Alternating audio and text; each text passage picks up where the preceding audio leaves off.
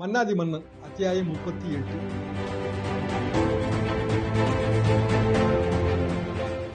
மக்கள் திலகம் எம்ஜிஆரின் கட்சியான அதிமுகவிலே அடுத்தது என்ன? இதுதான் நீதியரசர் ஜெயச்சந்திரனின் தீர்ப்புக்கு பிறகு எழுந்துள்ள கேள்வி.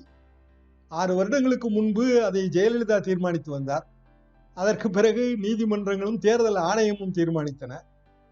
இப்போது எடப்பாடி பழனிசாமியை இடைக்கால பொதுச் செயலாளராக தேர்ந்தெடுத்த 11/7/2022 பொதுக்குழு செல்லாது என்று கூறி நீதியரசர் ஜெயச்சந்திரன் புதிய திருப்பங்களுக்கு வித்திட்டிருக்கிறார். ஜூன் 23 நிலைதான் தொடர வேண்டும் என்பது அவரது தீர்ப்பு. அதிமுகவிலே இது என்னென்ன மாற்றங்களை ஏற்படுத்த போகிறது? இதிலே வழக்கு விசாரணையின் துவக்கத்திலேயே ஜெயச்சந்திரன் சில கேள்விகளை முன்வைத்தார். ஒருங்கிணைப்பாளர்கள் தேர்தலுக்கு பொதுக்குழுவின் ஒப்புதல் பெறாதது என்றால் பொதுக்குழு உறுப்பினர்கள் தேர்வு செல்லாதா? 2022 ஜூலை 11 பொதுக்குழு கட்சி விதிப்படி கூட்டப்பட்டதா? ஒருங்கிணைப்பாளர் மற்றும் இணை ஒருங்கிணைப்பாளர் பதவிக்காலம் 5 ஆண்டு இருக்கிறது. எப்படி 1 ஆண்டுக்கு முன்பே அது காலாவதியானது? நிரந்தர பொதுச் செயலாளர் ஜெயலலிதா என்று கூறிவிட்டு பிறகு இப்படி புதிய பொதுச் செயலாளரை தேர்ந்தெடுத்தீர்கள். தமிழ்மோகன் ஹுசைன் அவைத்தலைவராக கட்சி விதிகளின்படி நியமிக்கப்பட்டாரா?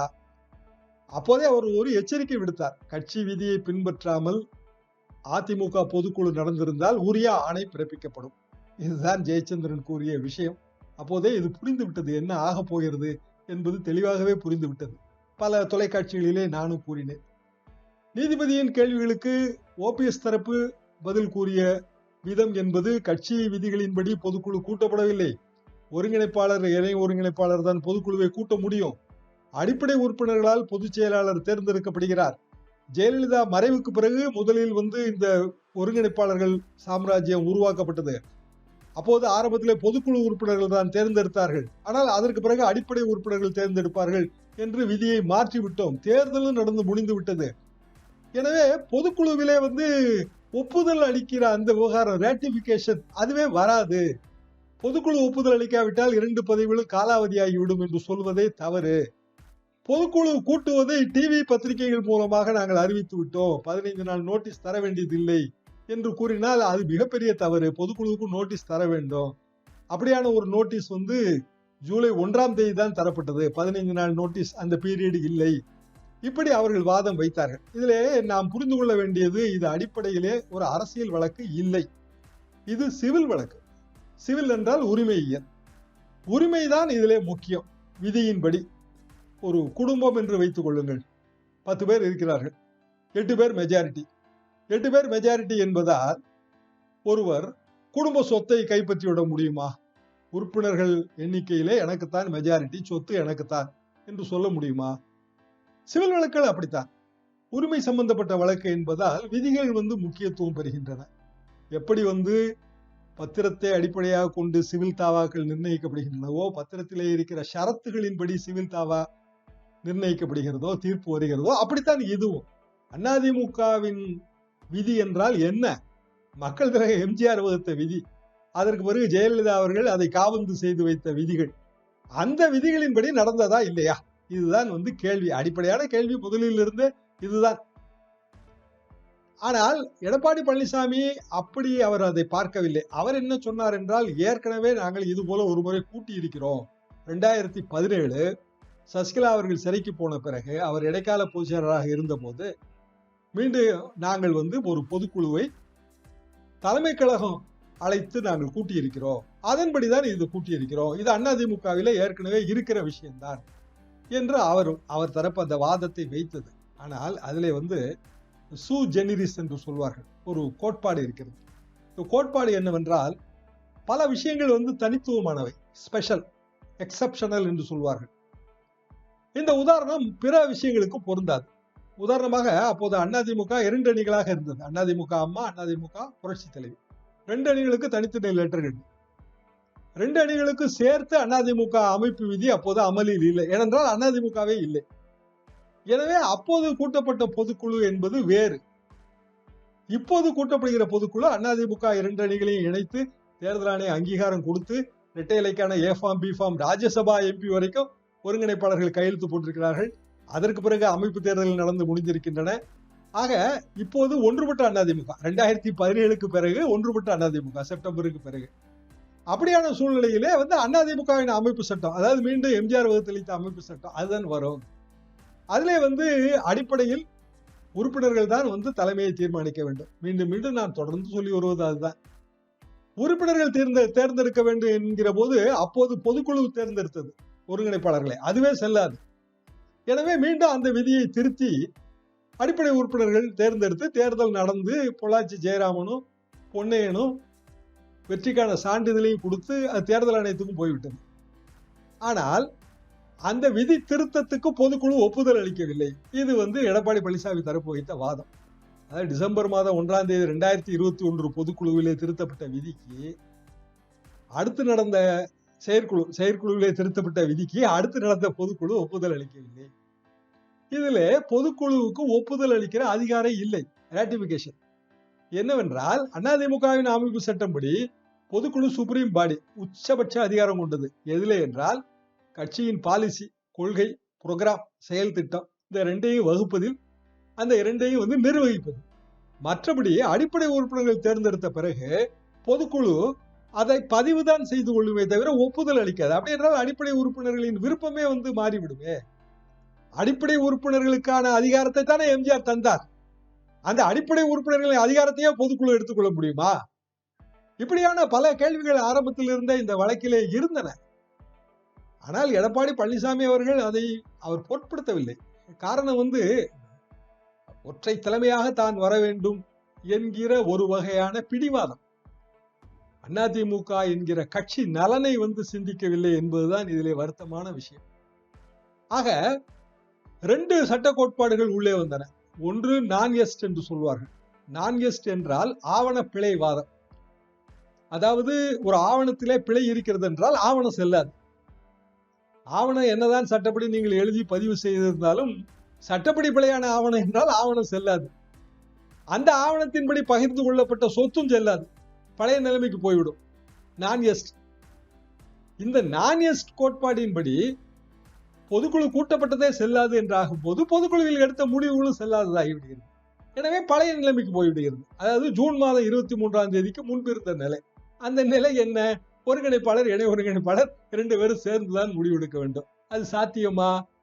கட்சியின் நலனை பெரிதாக கருதினால், எம்ஜிஆர் வகுத்தளித்த கட்சி அதை காப்பாற்ற வேண்டும் என்பதை பெரிதாக கருதினால், மக்கள் தலைவர் எம்ஜிஆருக்கு மிஞ்சிய சக்தி அதிமுகவில் இல்லை என்பதை இவர்கள் இருவரும் உறுதியாக நம்பினால் அது சாத்தியம். ஆனால் அப்படியான ஒரு எண்ணம் இருவருக்குமே இருப்பதாக தெரியவில்லை. அதிமுக என்கிற கட்சிக்கு ஒற்றை தலைமை எது? இரட்டை இலை தானே. இந்த இரட்டை இலை இல்லாவிட்டால் எடப்பாடி பழனிசாமியோ ஓ பன்னீர்செல்வமோ என்ன செய்ய முடியும்? இரட்டை இலையில் இருவரும் சேர்ந்துதான் கையெழுத்து போட முடியும். அப்படித்தான் பொதுக்குழுவிலே, பழைய பொதுக்குழுவிலே தீர்மானம் போட்டு தேர்தல் ஆணையம் அதை அங்கீகரித்து அதற்கு பிறகு எத்தனையோ தேர்தல்கள் 2019, 2021 ராஜ்யசபா தேர்தல்கள் எல்லாவற்றிலும் கையெழுத்து போட்டிருக்கிறார்கள். அப்படி இருக்கும்போது இந்த இரட்டை இலையை இருவரும் சேர்ந்து கையெழுத்து போட வேண்டும் என்றால் எப்படி போடுவார்கள்? இருவரும் தான் தனித்தனி துருவங்களாக இருக்கிறார்களே. இதற்கு நீதியரசர் ஜெயச்சந்திரன் ஒரு வழிவகை கண்டிருக்கிறார். அதிமுகவின் பொதுக்குழுவை நீங்கள் சட்டப்படி கூட்டுங்கள், அதிமுக சட்டப்படி. அப்படி கூட்ட முடியவில்லை என்றால் நீதிமன்றத்தை அணுகுங்கள். நீதிமன்றம் அதற்காக ஒரு ஆணையரை நியமிக்கும். அதாவது அட்வொகேட் கமிஷனர். கரெக்டாக இந்த சிவில் வழக்கு தான். சிவில் வழக்கிலே சொத்து தாவா வந்தால் ஒரு மூத்த வழக்கறிஞரை அட்வொகேட் கமிஷனராக போடுவார்கள். மூத்த நீதிபதியும் போடலாம். அது உங்களுக்கு தேவை என்றால் நீதிமன்றம் அந்த ஏற்பாடை செய்யும். இன்னும் சொல்ல போனால் நீதிமன்றத்தின் கண்காணிப்பின் கீழே பொதுக்குழு கூட்டப்படும். பெரிய வேடிக்கை என்னவென்றால், வழக்கமாக இது போன்ற தாவாக்கள் தேர்தல் ஆணையத்துக்கு தான் போக வேண்டும். காரணம், தேர்தல் ஆணையத்திடம்தான் அதற்கான எல்லா விதமான பதிவேடுகளும் இருக்கின்றன. ஒரு கட்சி பிளவுபட்டால் என்ன செய்ய வேண்டும் என்று தேர்தல் ஆணையம் பல்வேறு விதிகளை வைத்திருக்கிறது. அது ஒரு சாதிக்கலி வழக்கு என்று 1971 வருகிற வழக்கு. Test of majority. இந்த டெஸ்ட் ஆஃப் மெஜாரிட்டி 3 வகை. ஒன்று எம்எல்ஏ எம்பிக்களின் எண்ணிக்கை, test of majority in legislature. 2வது பார்ட்டி எக்ஸிக்யூட்டிவ், அதாவது test of majority in party, பொதுக்குழு செயற்குழு உறுப்பினர்கள் எண்ணிக்கை. அப்புறம் test of majority in bylaw, கட்சி விதிகளின்படி. இதில் தேர்தல் ஆணையத்துக்கு போய், அதற்கு மேலமை அமைப்பான உயர் நீதிமன்றத்திற்கு போய், அதற்கும் மேலமை அமைப்பான சுப்ரீம் கோர்ட்டுக்கு போய் முடிய வேண்டிய விஷயம் நேரடியாக மேலமை அமைப்பான சுப்ரீம் கோர்ட்டுக்கு போய் அங்கிருந்து அதற்கடுத்த அமைப்பான உயர் நீதிமன்றத்துக்கு வந்திருக்கிறது. இப்போ தேர்தல் ஆணையத்திற்கு போக முடியாது. காரணம் அது கீழமை அமைப்பு. ஆக ஒட்டுமொத்தத்திலே மிகப்பெரிய குழப்பத்திலே அதிமுக எம்ஜிஆர் வளர்த்த கட்சி, எம்ஜிஆரால் உருவாக்கப்பட்ட கட்சி, தன் சொத்தையே கட்சிக்காக எழுதி வைத்தார். 80% அடிப்படை அங்கத்தினர்களின் ஆதரவு யாருக்கு இருக்கிறதோ அதுதான் உண்மையான அதிமுக என்று அந்த உயிலிலே இருக்கிறது. அதிமுக என்கிற கட்சிக்கு எம்ஜிஆரின் சொத்து வேண்டும், எம்ஜிஆர் அளித்த இரட்டைகளை சின்ன வேண்டும், எம்ஜிஆரின் பெயர் வேண்டும். ஆனால் அவர்கள் எம்ஜிஆர் வகுத்தளித்த விதிகளின்படி மட்டும் செயல்பட மாட்டார்கள். இப்படியான ஒரு விசித்திரமான ஒரு நிலைமை அதிமுக இன்றைக்கு மிகப்பெரிய அளவுக்கு பலவீனப்பட்டு போய் கிடைக்கிறது. இதுல ஜூலை 11 பொதுக்குழு கூட்டம். இந்த பொதுக்குழு கூட்டத்திற்கு அழைப்பு விடுத்தது நிரந்தர அவைத்தலைவர். நிரந்தர அவைத்தலைவர் என்கிற பதவியே அதிமுக கிடையாது, அவைத்தலைவர் தான். தமிழ்மோகன் ஹுசேன் அவைத்தலைவர். இந்த அவைத்தலைவர் பதவி நியமித்தது இருவரும் சேர்ந்து, எடப்பாடி பழனிசாமியும் ஓ பன்னீர்செல்வம். இதற்கு பதிவு செய்யும் பொதுக்குழு இதை பதிவு செய்யும். ஆனால் அங்கு நிரந்தர அவைத்தலைவர் என்று கூறிவிட்டார்கள். நிரந்தர அவைத்தலைவருக்கு பொதுக்குழு கூட்டுவதற்கு உரிமை இருக்கிறதா என்றால் இல்லவே இல்லை. அவைத்தலைவருக்கான உரிமை ஒரே உரிமைதான், கூட்டங்களுக்கு தலைமை தாங்குவது. ஆக பொதுக்குழுவுக்கு அழைப்பு விடுக்கும் போது அதிமுக சிங்கிள் யூனிட், ஒரே அமைப்பாக இருக்கிறது. 2 தலைமை, இரட்டை தலைமை, ஒருங்கிணைப்பாளர், இணை ஒருங்கிணைப்பாளர், இருவரும் சேர்ந்து, ஜாயிண்ட்லி என்கிற வார்த்தை தெளிவாக இருக்கிறது. இருவரும் சேர்ந்துதான் எல்லா முடிவுகளையும் எடுக்க முடியும். அப்படியான ஒரு பொதுக்குழு 23ஆம் தேதி கூட்டப்பட்டது. இந்த பொதுக்குழுவுக்கு ஜூன் மாதம் 23 பொதுக்குழுவுக்கான தீர்மானங்கள், வரைவு தீர்மானங்கள் ஒப்புதலுக்கு அனுப்பப்பட்டு 2 பேரும் கையெழுத்து போட்டிருக்கிறார்கள். அதிலே தெளிவாகவே இருக்கிறது, இது மாதிரியான தேர்வுகளுக்கு ஒருங்கிணைப்பாளர், இணை ஒருங்கிணைப்பாளர் தேர்தல் எல்லாவற்றையும் இந்த பொதுக்குழு பதிவு செய்து கொள்கிறது, இருவருக்கும் பாராட்டு தெரிவிக்கிறது என்று தீர்மானம் இருக்கிறது. ஆனால் அது முற்றிலுமாக நிராகரிக்கப்பட்டது என்று கூறிவிட்டார். நிராகரிக்கப்பட்ட தீர்மானங்கள் இல்லை என்றானால், அப்படியானால் அது உண்மை என்றால் பிறகு மறுபடியும் பழைய நிலைமைக்கு தானே போகும், 2017 நிலைமைக்கு தானே போகும். அது 5 வருடம் டென்யூர், 5 ஆண்டுகளுக்கு 2 பேரும். இப்ப 5 ஆண்டு டென்யூர் என்றால் இன்னும் செப்டம்பர் வரைக்கும் இன்னும் காலம் பாக்கி இருக்கிறது. இந்த இயல்பான கேள்விக்கு பதிலே இல்லை. இப்படி ஒரு விசித்திரமான ஒரு சிவில் வழக்கு, ஆனால் அரசியல் கட்சி சம்பந்தப்பட்ட வழக்கு. இந்த அரசியல் கட்சி சம்பந்தப்பட்ட வழக்கு நான் நேரடியாக தேர்தல் ஆணையத்திற்கு அனுப்பிவிடுகிறேன் என்று சொல்லலாம். ஆனால் நீங்கள் சிவில் வழக்காக இதை மாற்றியதால், CS ஆக மாற்றியதால் அப்படியும் சொல்ல முடியாமல் போனது. ஆக ஒட்டுமொத்தத்திலே ஆரம்பத்தில் இருந்தே அதிமுக என்கிற கட்சியின் நலன்களை இவர்கள் கருதினார்களா என்றால் இல்லை என்றுதான் நான் நினைக்கிறேன். காரணம், எடப்பாடி தரப்பு அளித்த அந்த அவர்கள் வாதமே 2021 டிசம்பர் 1ஆம் தேதி முதல் 2022 ஜூன் மாதம் 22ஆம் தேதி வரை ஒருங்கிணைப்பாளர் எடுத்த முடிவு செல்லும். அதற்கு பிறகு பொதுக்குழு கூட்டத்திலே கலந்து கொண்டார்கள் 2200 பேர் கிட்டத்தட்ட. அதுல பெரும்பான்மையானவர் ஒற்றை தலைமை வேண்டும் என்றார்கள், அது எடப்பாடி பழனிசாமி. இப்படியான ஒரு முடிவை எடுப்பதற்கு பொதுக்குழுவுக்கு அதிகாரம் இருக்கிறதா என்றால் இல்லை, அது ஒரு அடுத்த சிக்கல். சரி, பொதுக்குழு உறுப்பினர்களின் பதவிக்காலம் என்ன? ஒருங்கிணைப்பாளர், இணை ஒருங்கிணைப்பாளர் ஆகியோரின் பதவிக்காலம் தான் அவர்கள் பதவிக்காலம். அப்படி என்றால் 2 பேரும் இல்லை என்றால் பொதுக்குழு உறுப்பினர்கள் பதவி என்ன ஆகும்? நீதியரசர் ஜெயச்சந்திரன் இதை கேள்வியாகவே கேட்கிறார். இல்லை, அவர்கள் நீடிக்கிறார்கள், இந்த 2 பேரும் மட்டும் காலாவதி ஆகிவிட்டது என்பது பதிலாக வந்தது. இப்படி பதில்களில் முன்னுக்கு பின் முரணாக குழப்பம். ஒட்டுமொத்தமாக எம்ஜிஆரின் ஆன்மா, எம்ஜிஆரின் உள்ள கிடக்கை, இதை புறக்கணித்து விட்டார்கள். எம்ஜிஆர் என்ன நினைத்தார்? ஒரு கட்சிக்கு பொதுக்குழுதான் உச்சபட்ச அதிகாரம் என்று நினைத்தால் அந்த பொதுக்குழுவை யார் வேண்டுமானாலும் கபலீகரம் செய்து கட்சியை கைப்பற்றி விடலாம். எனவே அடிப்படை உறுப்பினர்கள் தான் கட்சியின் தலைமையை தீர்மானிக்க வேண்டும். சொல்ல போனால் இந்தியாவில் எங்குமே இல்லாத ஒரு விதி. இந்த சாதி கேள்வி வழக்கை கூட இதற்கு பொருந்துமா என்பதில் எனக்கு சந்தேகம் உண்டு. காரணம், பிற கட்சிகளிலே நீங்கள் கூறுவது போல பொதுக்குழுவுக்கான அதிகாரம் எல்லாம் இருக்கிறது. காங்கிரஸ் என்று எடுத்துக்கொண்டால் CWC, அதுதான் உச்சபட்ச அதிகாரம். அதிமுகவும் அப்படித்தான், மன்னிக்கவும் திமுகவும் அப்படித்தான். இப்படியான நிலைமையிலே இந்த உச்சபட்ச அதிகாரம் அதிமுக பொதுக்குழுவுக்கு எம்ஜிஆரால் தரப்படவில்லை. காரணம், அவர் அந்த அதிகாரத்தை அடிப்படை உறுப்பினர்களுக்கு தந்திருக்கிறார். அதுதான் அவரது விருப்பம், அவரது உள்ள கிடக்கை, இன்டென்ஷன். சட்டம் எப்படி சொல்கிறது என்றால், சட்டத்தின் வரிகள் முக்கியம் அல்ல, இன்டென்ஷன் ஆஃப் லா அது ரொம்ப முக்கியம். அப்படி என்றால் எம்ஜிஆரின் விருப்பத்திற்கு விரோதமாக நடப்பதற்கு இவர்கள் எப்படி துணிந்தார்கள்? இந்த கேள்விக்கான விடையைத்தான் நீதியரசர் ஜெயச்சந்திரன் மறைமுகமாக கூறியிருக்கிறார் என்பது எனது கருத்து. இன்றைய தீர்ப்பு என்பது அதிமுகவில் எத்தகைய மாற்றங்களை ஏற்படுத்தும்? இரண்டு தலைவர்களும் புரிந்துணர்வு கொண்டு ஒருவரோடு ஒருவர் கைகுலுக்கிக் கொண்டால் அதிமுக என்கிற கட்சிக்கு நல்லது. ஆனால் அப்படி நடக்கப் போவதாக தெரியவில்லை. உடனடியாகவே ஜெயக்குமார் நாங்கள் மேல்முறையீடு செய்வோம், சட்ட போராட்டம் நடத்துவோம் என்று கூறிவிட்டார். சட்ட போராட்டம் நடத்தி கொண்டே இருந்தால் என்ன ஆகும்? ஏற்கனவே தலைமை கழகம் 1 மாதத்திற்கு யாரும் போகக்கூடாது என்கிற தீர்ப்பிலே இருக்கிறது. இப்போது அந்த தீர்ப்பு உறுதிப்படும். அது குறித்த வழக்கு 19ஆம் தேதி வருகிறது. உச்சநீதிமன்றத்தில் இந்த தீர்ப்பு முன்வைக்கப்படும். நீதியரசர் ஜெயச்சந்திரன் தீர்ப்பு முன்வைக்கப்படும். அதைத்தான் உச்சநீதிமன்றம் ஏற்றுக்கொள்ளும். இப்படியான ஒரு பெரிய சிக்கல். ஆக மாளிகை இருக்கும், மகுடம் இருக்கும், ஆனால் யாருமே மன்னர்கள் கிடையாது. மிகப்பெரிய வேடிக்கை என்னவென்றால், தீர்ப்பு வழங்கப்பட்ட இன்றைய நாள் 5 ஆண்டுகளுக்கு முன்பு 17/8/2017 2 அணிகளும் இணைவதற்கான கால்கோள் விழா நடத்தப்பட்ட நாள். அதாவது ஆறுமுகசாமி விசாரணை ஆணையம் இன்றுதான் அமைக்கப்பட்டது 5 வருடத்திற்கு முன்பு. அதுதான் ஓபிஎஸ் விதித்த நிபந்தனை. அதற்கு பிறகுதான் அணிகள் இணைந்தன. ஆவணி மாதத்திலே அடுத்த மாதத்திலே இந்த இணைப்பெல்லாம் நடந்து முடிந்தது. இப்போதுதான் எழுதியது போல இருக்கிறது. 5 ஆண்டுகள் ஓடிவிட்டன. மீண்டும் 2 அணிகள் தனித்தனியாக இருக்கின்றன.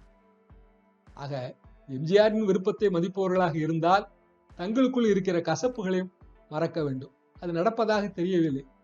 காரணம் அவரவர்கள் தலைமையை மிக உயர்வாக கருதுகிறார்கள். அவரவர்கள் உயரத்தை மறைக்கிறார்கள்.